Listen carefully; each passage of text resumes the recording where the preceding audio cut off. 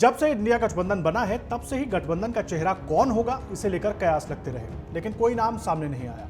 लेकिन अलग अलग समय पर बड़े नेताओं की पार्टियां और उनके समर्थक नाम जरूर उछालते रहे। देखिए, विपक्षी दलों ने मिलकर अगले साल होने वाले लोकसभा चुनाव के लिए इंडिया गठबंधन बनाया और इसके बनने के बाद से ही ये चर्चाएं तेज है कि इंडिया गठबंधन को अगर जीत मिलती है तो प्रधानमंत्री कौन होने वाला है। इस रेस में ममता बनर्जी, अखिलेश यादव, नीतीश कुमार जैसे नेता भी शामिल हैं। लेकिन अब कांग्रेस वर्किंग कमेटी के सदस्य और तिरुवनंतपुरम से सांसद शशि थरूर ने जो कहा है उससे लगभग साफ है कि पीएम पद का उम्मीदवार कौन हो सकता है। आपको बता दें, शशि थरूर ने कहा है कि उन्हें लगता है कि अगर इंडिया गठबंधन को 2024 के लोकसभा चुनाव में जीत मिलती है तो कांग्रेस अपने पार्टी अध्यक्ष मल्लिकार्जुन खड़गे या पूर्व अध्यक्ष राहुल गांधी को प्रधानमंत्री के रूप में नामित कर सकती है।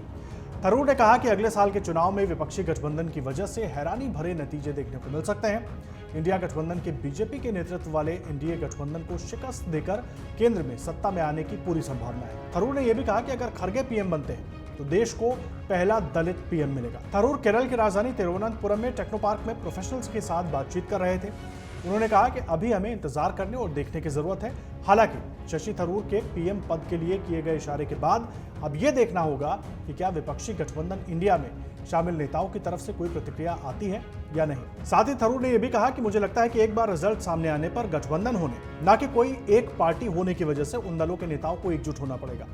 इसके बाद किसी व्यक्ति को चुनना पड़ेगा। उन्होंने कहा कि लेकिन मेरा अनुमान है कि कांग्रेस पार्टी से या खड़गे जो भारत के पहले दलित प्रधानमंत्री बनेंगे, या राहुल गांधी प्रधानमंत्री की दौड़ में सबसे आगे हो सकते हैं।